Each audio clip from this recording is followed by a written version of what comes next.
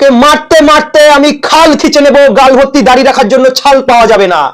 জয় গো মাতা, জয় শ্রীরাম। নৌসাদ, একটা ভিডিও দেখো আগে। ওদের গীতায় যে ছেলে মাকে ধর্ষণ করবে এটা লেখা আছে। নৌসাদ, এটা তোমাকে বলছি, এই জানোয়ারটা যেন জেলের ভিতরে থাকে। অসীম সরকারের বিরুদ্ধে এফআইআর করেছো, এই জানোয়ারটাকেও জেলে ভরো। যদি আমার হাত থেকে বাঁচাতে চাও তাহলে ওর এগেনস্টে এফআইআর করে ওকে পুলিশি হেফাজতে রাখো।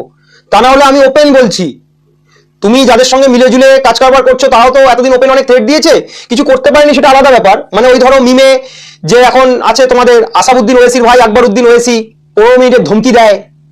তোমার আরেক ভাইজান হুমায়ুন কবির বলে এখানে আমরা 70%, 30% হিন্দুদের কেটে ফেলবে। আমি একটা থ্রেট করছি, এটাকে একটু সিরিয়াসলি নেবে। ওদেরগুলো তো আমিও হেসে উড়াই, সেটা আলাদা ব্যাপার। আমারটা সিরিয়াসলি নাও।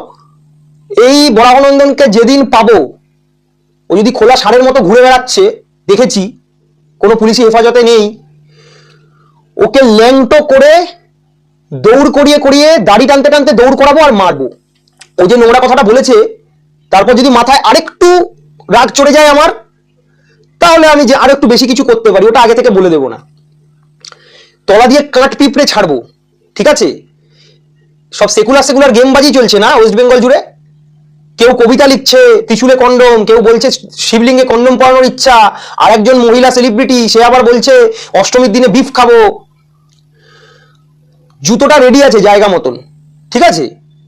আর এসব ওই কবির সুমন দু চারটে, মানে কি বলবো, দু চারটে ড্যাশ ড্যাশ ছোলার ডাল অনেক কিছু করে নেবে আমার। এই দুটো টান দিও এসে পারলে, হ্যাঁ, অনেক কিছু করে নেবে।